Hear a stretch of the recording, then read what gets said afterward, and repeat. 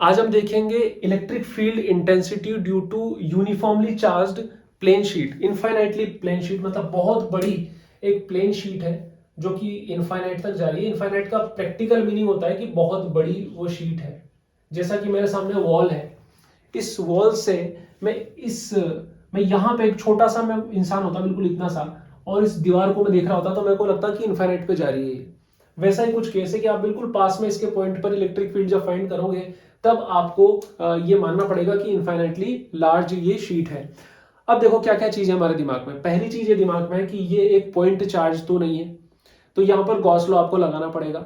Gauss law का मैं formula लिख देता हूं यहाँ पे। गॉस लॉ का फॉर्मूला होता है close loop integration E dot D S equals to Q in upon epsilon naught. ये तो लगाना ही पड़ेगा। ये इसको इक्वेशन 1 बोल देता हूं, ये है गॉस लॉ। अब क्या होता है कि इसमें हम एलएचएस सॉल्व करते हैं, देन आरएचएस सॉल्व करते हैं और वैल्यू डाल देते हैं। देखो क्या क्या है मैं बता देता हूं। ये है इलेक्ट्रिक फील्ड जो हमें फाइंड करना है। ये है डीएस वेक्टर, मतलब ये एरिया बनेगा उस सरफेस का जिसके अंदर ये चार्ज आएगा। ये डीएस वेक्टर उस सरफेस का एरिया को डिनोट कर रहा है जिसके अंदर ये चार्ज आएगा। अभी हमें पता नहीं है वो सरफेस है कैसी, तो हम एरिया कैसे बताएं। बात ये है, तो अगर ये सरफेस हमें पता नहीं है तो डीएस वेक्टर बता नहीं सकते।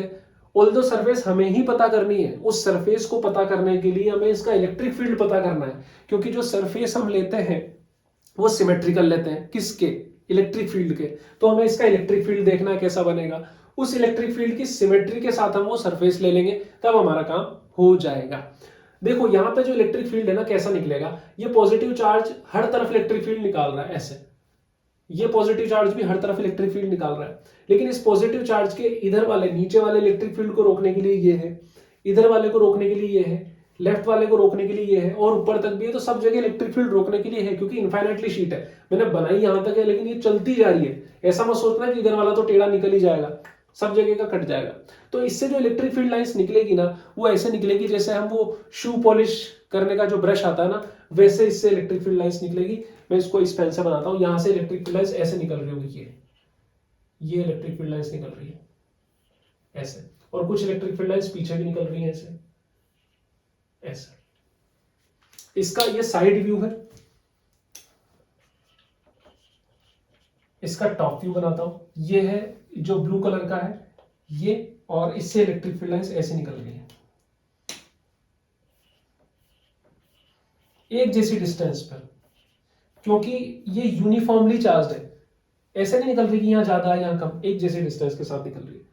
अब ये तो हमें समझ में आ गया कि इलेक्ट्रिक फील्ड इससे ऐसा बनेगा, outwards perpendicular to the sheets, to the sheet. और पॉजिटिव इसलिए आउटवर्ड, नेगेटिव होता तो इनवर्ड हो जाता। अब इसको कवर करने के लिए हम सरफेस कैसी बनाएं। अब अगर जैसे मैं इसको कवर करना चाहूं पूरे को, तो अगर मैं इसको वो सिलेंड्रिकल वाला कंसेप्ट यहाँ लगाऊं जो लीनियर चार्ज डेंसिटी में लगाया, तो ये यहाँ गड़बड़ हो जाएगा, यहाँ एंगल चेंज हो जाएंगे।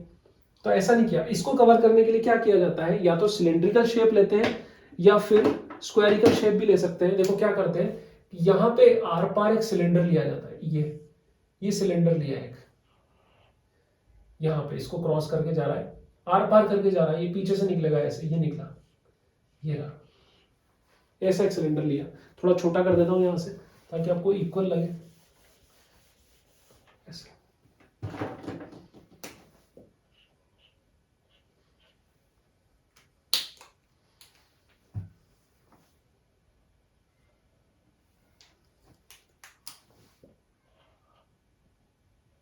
ये एक सिलेंडर है, आर पार करके गया, जैसे कोई पेज होता, कोई पेज है मान लो, इस पेज को फाड़ दिया ऐसे, इस पेज को फाड़ के ऐसे बना रखा है ऐसे कुछ, ये सिलेंडर आर पार निकल रहा है। वैसा ही कुछ केस है, ये पूरा चार्ज है, ऐसा कुछ केस है। तो यहाँ पे हमें क्या करना है कि close loop integration E dot D S is equal to Q in by epsilon naught पे करना है। अब देखो ये जो सिलेंडर है हमने देख लिया कि कैसे इसमें एंगल बनेंगे। तीन सरफेस है सिलेंडर की, वापस से मैं आपको बताता हूँ। एक सरफेस तो ये रही, सरफेस वेक्टर ये रहा, area vector DS vector, electric field बाहर की तरफ है। एक सरफेस का एरिया वेक्टर ये रहा, डीएस वेक्टर ऐसा, और एक सरफेस का एरिया वेक्टर इस साइड रहा ऐसा, इधर बाहर जा रहा है। तीन एंगल हो गए। हमने ध्यान से देखा था, पता लगा कि इधर एरिया, ये इलेक्ट्रिक फील्ड बाहर की तरफ निकल रहा है, एरिया वेक्टर भी ऐसा है, एंगल कितना है यहाँ पे, थीटा इक्वल्स टू 0 डिग्री। यहां देखा कि इलेक्ट्रिक फील्ड बाहर है, एरिया वेक्टर ऊपर है, थीटा 90 डिग्री है। पीछे देखा इधर एरिया वेक्टर उधर है, इलेक्ट्रिक फील्ड भी उधर है, थीटा अगेन कितना है 0 डिग्री। ठीक है, 3 सरफेसेस हो गई, ये 3 सरफेस हो गई S1 S2 S3। अब हम इसको लिखना स्टार्ट करते हैं। कैसे लिखेंगे, इसको ओपन कर रहा हूं अभी, close loop integration E dot D S को, close loop integration E dot D S equals to surface 1 E dot D S plus surface 2 E dot D S plus surface 3 के लिए ई डॉट डी एस। ठीक है, surface 1 मान लो ये ले ली मैंने surface 1, surface 1 में थीटा कितना है 0 डिग्री। ये ऊपर वाली ले ली सरफेस 2, थीटा कितना है 90 डिग्री। पीछे वाली सरफेस ले ली सरफेस 3, थीटा गया 0 डिग्री। आपको पता है ये तो कट जाएगा। क्यों कट जाएगा, क्योंकि ई डॉट डी एस जब ओपन होगा, E dot D S is equal to होगा E D S cos theta. Cos 90 degree की वैल्यू 0 होती है, कट गया। कॉस 0 की वैल्यू 1 होती है, ये बचेंगे। कैसे बचेंगे, ये से आगे चलेंगे। इसको मैं लिखता हूं, ये हो गया क्लोज लूप इंटीग्रेशन ई D S cos 0 degree plus ई डी एस कॉस 0 डिग्री। ठीक है, अब देखो कॉस 0 तो 1 हो गया, कॉस 0 1 हो गया। ईडीएस, अब ये देखो कि जो आपने सिलेंडर वाली शेप ली है एक जैसी तो ली, ऐसा थोड़ी यहां से बड़ा यहां से छोटा। तो ये वाला जो सरफेस एरिया है ये वाला, ये और एक ये वाला सरफेस एरिया इक्वल होगा, मतलब ये डीएस और डीएस तो इक्वल होगा। उसके अलावा ये जो डिस्टेंस आपने लिए, जितनी डिस्टेंस आपने इधर से इधर लिए उतनी डिस्टेंस आपने इधर से इधर लिए, तो सेम डिस्टेंस पे इलेक्ट्रिक फील्ड भी क्या होगा, सेम होगा। मतलब ये दोनों तो क्या हो गए, आइडेंटिकल हो गए। तो इसको मैं कैसा लिख सकता हूं, 2 क्लोज लूप इंटीग्रेशन ईडीएस लिख सकता हूं। अब क्योंकि ये यहां पे जितना डिस्टेंस पे, ये यहां पे उतना डिस्टेंस पे है, इन सब पॉइंट्स पे इलेक्ट्रिक फील्ड का अमाउंट सेम होगा, मतलब इलेक्ट्रिक फील्ड कांस्टेंट होगा। और जो कांस्टेंट चीज होती है वो बाहर आ जाती है इंटीग्रेशन के, मतलब ये हो जाएगा 2e close loop integration ds।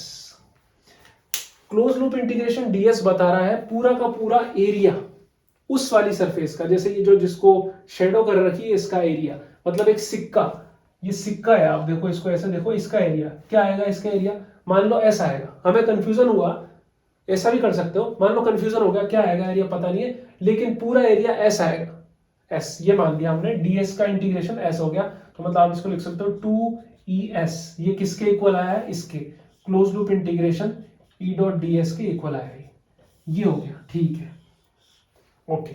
अब क्या करें, ये तो निकल गया, अब ये निकालना है, इसके अंदर कितना होगा, इसके अंदर कितना इलेक्ट्रिक फील्ड होगा, मतलब कितना चार्ज होगा।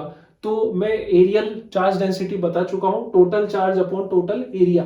देखो एरियल चार्ज डेंसिटी मतलब जैसे मान लो इसका टोटल चार्ज था Q, इस सरफेस का टोटल चार्ज था Q, और जो कि पूरे एरिया पे डिस्ट्रीब्यूटेड था, पूरे एरिया पे डिस्ट्रीब्यूटेड था, तो इसका areal charge density sigma is equal to होगा total charge upon total area. ये हो गया, जैसे ऐसा समझो कि पानी है, एक नदी में जो पानी है और एक आपके पास उसमें से ग्लास भर के निकाला उसमें पानी है, दोनों की डेंसिटी सेम होगी।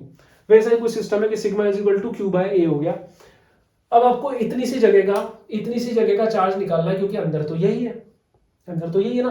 तो आपको Q इन जब निकालोगे, Q in is equal to क्या हो जाएगा, सिग्मा, वो तो सेम रहेगा चाहे नदी का हो चाहे ग्लास का हो, इनटू उसका surface area, sigma into S.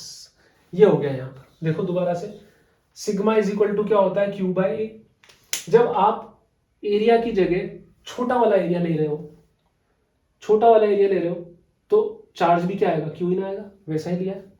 ये पता है, ये पता है, ये इक्वेशन 2, ये इक्वेशन 3, दोनों की वैल्यू डाल देता हूं इसमें।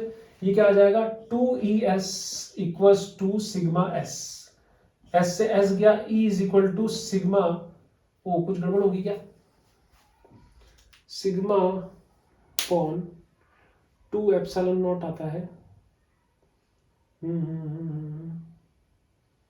Okay, Q in by epsilon not है ना, हाँ यहाँ पर Q in by epsilon not है ना, इसमें रखेंगे। तो ये आ गया sigma upon 2 epsilon not, okay, ये लगाना भूल गया था इसके नीचे, सिग्मा अपॉन 2 एप्सिलॉन नॉट, ये आ गया इलेक्ट्रिक फील्ड। इसमें कहीं आर वगैरह जैसी, या जो हमने इसको एक्स माना था, ये जो एक्स माना था, ये कुछ आ रहा है क्या, नहीं आ रहा। यही सबसे स्पेशल बात है इसकी, कि एक यूनिफॉर्मली चार्ज्ड जो शीट होती है इनफाइनाइटली लॉन्ग, उससे जो इलेक्ट्रिक फील्ड आता है उसमें एक्स वाला फैक्टर यानी कि डिस्टेंस वाला फैक्टर आता ही नहीं है। ये बहुत इंपॉर्टेंट बात है। ग्राफ पूछा जाता है E is equal to sigma upon 2 epsilon naught में क्वेश्चन पूछा जाएगा कि E और डिस्टेंस के बीच में ग्राफ बनाओ। ये E है, इलेक्ट्रिक फील्ड है, और ये डिस्टेंस है फ्रॉम द शीट, इसके बीच का ग्राफ ऐसा आता है। आई होप आपको समझ में आया होगा। नेक्स्ट लेक्चर की तरफ बढ़ते हैं। Bye bye, thank you.